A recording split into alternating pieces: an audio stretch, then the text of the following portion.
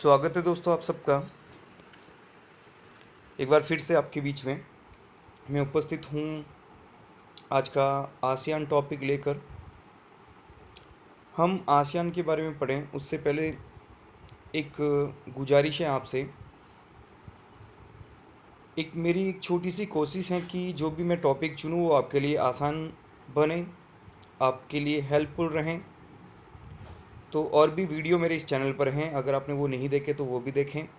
और दोस्तों अगर ये मेरे वीडियोज़ अगर आपको पसंद आ रहे हैं तो इन्हें लाइक्स और मेरे चैनल को सब्सक्राइब ज़रूर कीजिए और अपने दोस्तों के साथ में भी शेयर कीजिए। और कमेंट सेक्शन में जाके आप टॉपिक भी बता सकते हो कि आगे आपको कौन से टॉपिक की आवश्यकता है, ताकि मैं उन पर भी वीडियो बना सकूं। हालांकि मेरी कोशिश ये है कि मैं राजनीति विज्ञान के जो सिद्धांत हैं, अवधारणाएँ हैं, उन पे ज़्यादा फोकस करूं, क्योंकि आजकल यूट्यूब पर राज व्यवस्था से रिलेटेड काफ़ी वीडियोज़ उपलब्ध हैं। तो जो चीज़ें नहीं हैं वो मैं पोस्ट करने की कोशिश कर रहा हूँ कि जो चीज़ें आप लोगों से दूर हैं, जो आपके लिए कठिन हैं, वो थोड़ी आसान बनाने की कोशिश है मेरी छोटी सी। तो चलिए सीधे मुद्दे पे आते हैं बिना समय गंवाए। आज का हमारा टॉपिक है आसियान। आसियान एक क्षेत्रीय संगठन है दोस्तों, दक्षिणी पूर्वी एशियाई राष्ट्रों का संघ, association of south east Asian Nations, यानी दक्षिणी पूर्वी एशिया में एक 10 देशों का एक समूह है, एक क्षेत्रीय संगठन है। पहले 5 देशों ने मिलकर स्थापना की, वर्तमान में इसकी सदस्य संख्या 10 है। तो 10 देशों का एक क्षेत्रीय संगठन है दक्षिणी पूर्वी एशिया।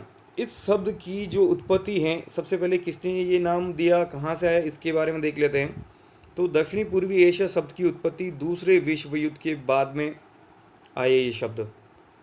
तो दूसरा विश्व युद्ध मतलब 1939 से 1945, इसके बाद में इस क्षेत्र के लिए जो शब्द काम में लिया गया है वो लिया गया है दक्षिणी पूर्वी एशिया। और सबसे पहले इस शब्द का जो प्रयोग है वो एडमिरल माउंटबेटन के नेतृत्व में दक्षिणी पूर्वी एशिया कमांड की स्थापना के दौरान, यानी यूएनओ ने जहाँ पे औपनिवेशिक शासन समाप्त हुआ था, इसको कंट्रोल करने के लिए एक दक्षिणी पूर्वी एशिया कमांड की स्थापना की। तो इसके जो हेड थे वो एडमिरल माउंटबेटन थे। तो उन्होंने 1953 में क्यूबेक सम्मेलन में इस शब्द का काम लिया था। इस पूरे क्षेत्र को उन्होंने दक्षिणी पूर्वी एशिया कहा था। तो यहाँ से इस शब्द का इतिहास है। सबसे पहले क्यूबेक सम्मेलन में 1953 में एडमिरल माउंटबेटन ने। अब आते हैं आसियान की स्थापना कब हुई, यानी इस क्षेत्रीय संगठन की स्थापना कब होती है। आसियान की स्थापना 5 देशों ने मिलकर, कितने देश स्थापना करता, 5 देश। वर्तमान में कुल 10 सदस्य राष्ट्र हैं दोस्तों, ध्यान में रखना। तो 5 देशों ने मिलकर इसकी स्थापना की थी 8 अगस्त 1967। तो आप इसको यूँ भी याद रख सकते हो, 8/8/67। तो 8 अगस्त 1967 इसकी स्थापना बैंकॉक घोषणा पर हस्ताक्षर करके की गई थी। और वो 5 देश कौन कौन से हैं दोस्तों, देखिए, इंडोनेशिया, मलेशिया, फिलीपींस, सिंगापुर और थाईलैंड। तो कोई आपको यहाँ घबराने की ज़रूरत नहीं है दोस्तों। इन 5 देशों के जो नाम हैं आपको इजीली याद हो जाएगा। मैंने एक ट्रिक तैयार की है। एक अंतर्राष्ट्रीय मुद्रा कोष आपको पता हो दोस्तों, IMF एक संस्था है। तो IMF-ST ये आप ट्रिक याद कर लोगे तो इन 5 देशों के जो आसियान के स्थापनाकर्ता देश हैं उनके नाम आपको इजीली याद हो जाएंगे। IMF-ST, I means Indonesia, M से मलेशिया, F से फिलीपींस, S से सिंगापुर और T से थाईलैंड। IMF-ST कौन से राष्ट्र 5 वो जिन्होंने मिलकर आसियान की स्थापना की थी, IMF-ST। इसका सचिवालय कहाँ है, जकार्ता, इंडोनेशिया में। इसका जो ऑफिस है, हेड ऑफिस है, सचिवालय है, वो जकार्ता में है। अब ये जो संगठन है, जो 5 देशों ने मिलकर इस संगठन की स्थापना की, उसकी प्रकृति कैसी है ये देखते हैं। तो यह एक असैनिक संगठन है, क्योंकि इस दौर में अनेक सैनिक संगठन भी स्थापित हो रहे थे, नाटो, सीटो, सेंटो।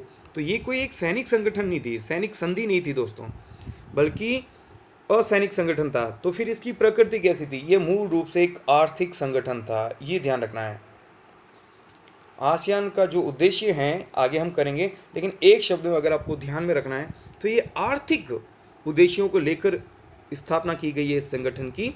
ये सैनिक संगठन नहीं था और ये क्षेत्रीय सहयोग पर आधारित था कि ये छोटे छोटे जो देश हैं आपस में मिलकर आर्थिक उद्देश्यों की प्राप्ति के लिए सहयोग करेंगे।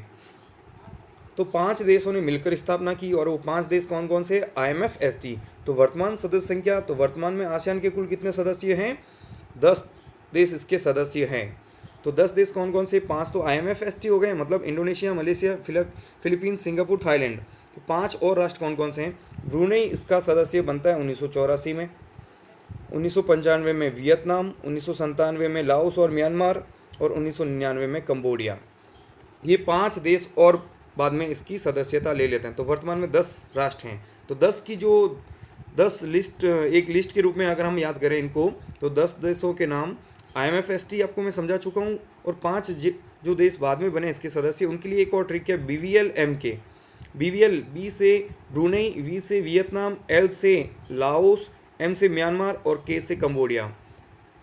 तो IMF-ST, BVL-MK ये आसियान के 10 सदस्य राष्ट्र हैं दोस्तों। तो आपके लिए बहुत आसान ट्रिक है इनके 10 के 10 सदस्य राष्ट्रों का नाम याद रखने के लिए, क्योंकि कई बार कॉम्पिटिटिव एग्जाम में आता है कि कौन सा राष्ट्र आसियान का सदस्य नहीं है। तो ऐसे बारीक क्वेश्चन भी आते हैं, तो हमें ज़्यादा डीप में जाने की जरूरत नहीं है। आप 1-2 बार ट्राई करेंगे इन ट्रिक्स को दोहराने की, आपके लिए काम बन जाएगा। फिर देखिए इस संगठन के बारे में, इसका एक अध्यक्ष होता है जो महासचिव कहलाता है। आसियान का अध्यक्ष क्या कहलाता है? महासचिव। और उसका जो कार्यकाल है वो 2 वर्ष का होता है। प्रत्येक सदस्य राष्ट्र में से ही बारी बारी से चुनाव होता है महासचिव का।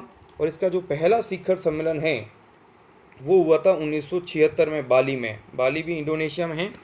तो ये याद रखने का तरीका मैं आपको बता दूं, इसकी स्थापना हुई थी 1967, 1967।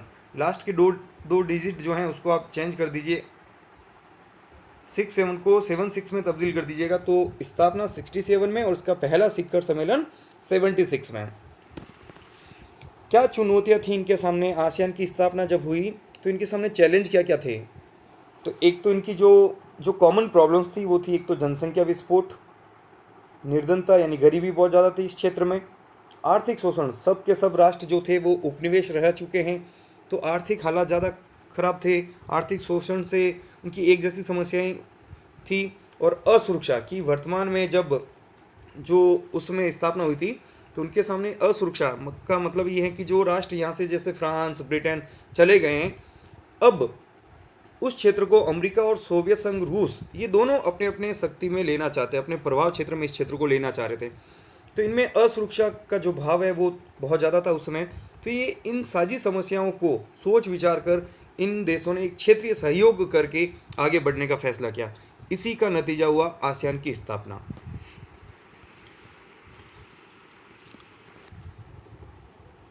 फिर इन चुनौतियों का समाधान जो था वो परस्पर क्षेत्रीय सहयोग से ही संभव था, क्योंकि सबकी कॉमन प्रॉब्लम थी।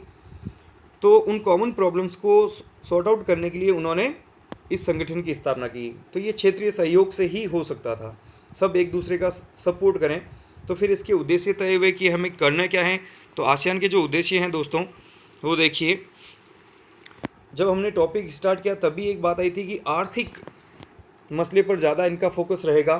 तो दक्षिणी पूर्वी एशिया में आर्थिक प्रगति करना, ये शब्द पहले पॉइंट में आपको केवल ये शब्द ध्यान में रखना है, आर्थिक प्रगति करना यानी विकास करना, और सदस्य राष्ट्रों की अर्थव्यवस्थाओं को स्थायित्व प्रदान करना यानी इकोनॉमिकल विकास करना, और जो विकास हो रहा है उनको स्थायित्व भी देना है। ऐसा नहीं कि विकास 1 साल हो गया, 2 साल हो गया, विकास को निरंतर उनको स्थायित्व भी देना है।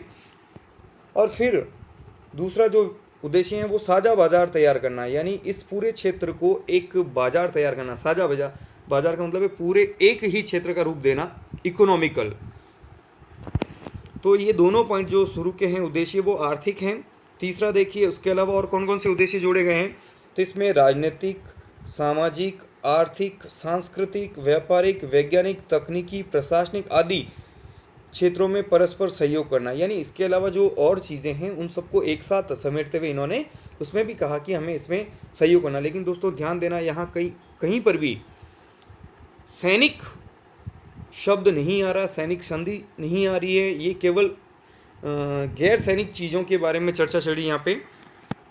चौथा जो पॉइंट है वो क्षेत्रीय शांति और स्थायित्व को बढ़ावा देना, कि इस क्षेत्र में शांति भी जरूरी है। शांति का मतलब कतई यहाँ युद्ध संधि नहीं है, कि हमें इस प्रकार की कोशिशें करनी है कि यहाँ कोई युद्ध हो ही नहीं, या सैनिक संधियाँ ना हो, कोई ऐसे मुद्दे ना हो कि उसका अंजाम युद्ध हो, ये है इसका मकसद। और आखिरी जो पॉइंट है वो कृषि और उद्योग को बढ़ावा देना। तो ये इसके उद्देश्य हैं। शुरू के दो आप आर्थिक ले सकते हो, तीसरे में आप बचे हुए सारे पॉइंट्स डाल सकते हो।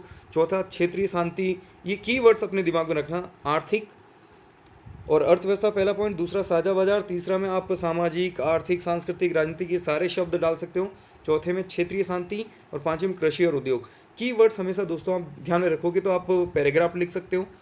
आप चाहे RS मेंस की कर रहे हो, चाहे आप BA MA कोई भी एग्ज़ाम की तैयारी कर रहे हो, या फिर आप कॉम्पिटिटिव एग्ज़ाम की तैयारी कर रहे हो, तब भी कीवर्ड्स जो हैं, कुछ शब्द को आप पकड़ लो, वो चीज़ें आपकी आसान बना देते हैं और आपको पूरा मैटर क्लियर करवा देते हैं।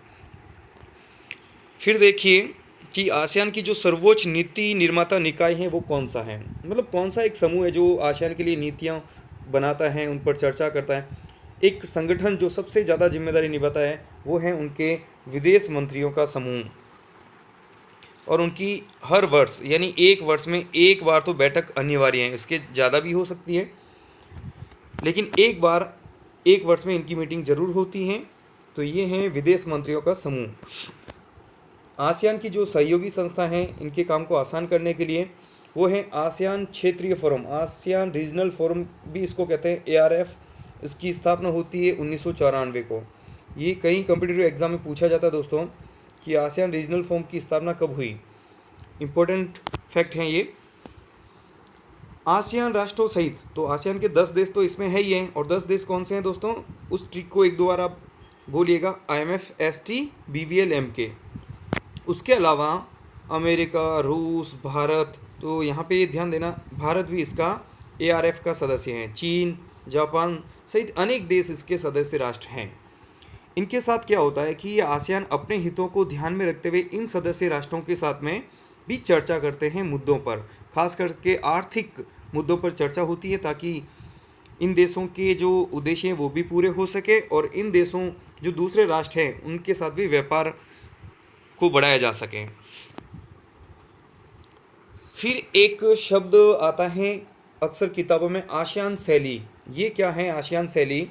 यह अनौपचारिक, टकराव रहित और सहयोगात्मक मेल मिलाप का तरीका है, अपनाकर काफ़ी तरक्की की है। इसे ही आसियान शैली के नाम से जाना जाता है। यानी दोस्तों ये एक तरीका है जिसमें बिना कोई टकराव के सहयोग करके ये जो तनावपूर्ण मुद्दे हैं उनका भी ये हल निकाल देते हैं। तो ये जो तरीका है, इस तरीके को ही यानी शांतिपूर्वक और सहयोग से जो कार्य करने का तरीका, इसको ही आसियान शैली के नाम से जाना जाता है।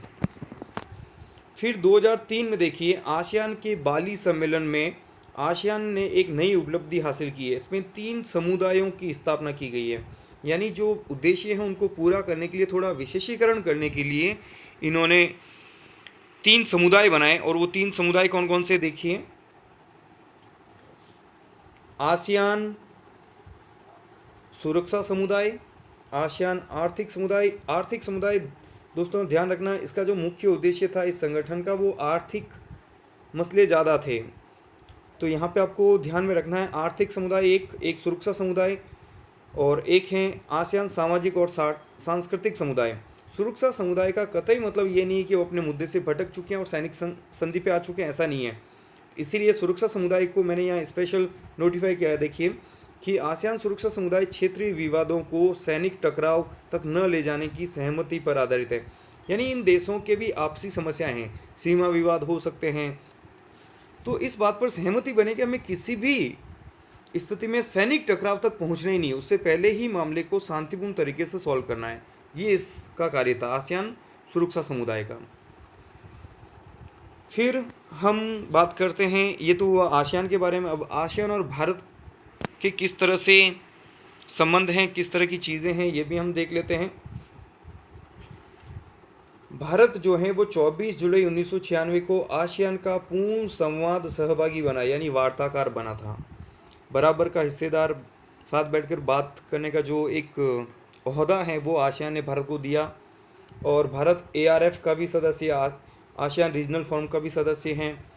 और भारतीय राजनीति में आप देखोगे तो जब हमारे यहाँ पर उदारवादी वैश्वीकरण और ये नीति अपनाई गई, क्योंकि भारत की आर्थिक जो सुधार हुए थे 1991 में, आर्थिक अर्थव्यवस्था काफ़ी डगमगा गई थी, सोवियत संघ का विघटन हुआ था इसी दौर में।